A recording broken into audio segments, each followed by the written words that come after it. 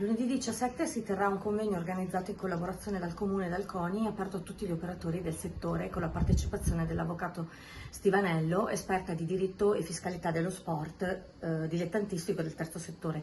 Puntiamo a fare chiarezza e a dare i primi input operativi su una riforma che sta sollevando delle ansie. La riforma vuole regolamentare e assicurare maggiori tutele agli operatori del settore sportivo. Le società e le associazioni sportive però sono in apprensione.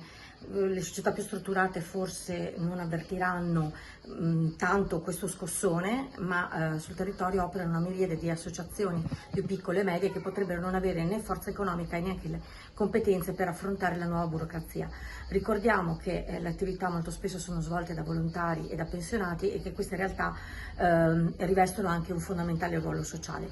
I prossimi 6 mesi saranno quindi importanti per l'avvio di nuove modalità e la formazione da parte del CONI, di altri enti, nostra, altri enti di promozione ha quindi un ruolo fondamentale. 100 posti, sala bianchi circa, partecipazione gratuita. Per iscriversi basta andare sul sito www.veneto.coni.it.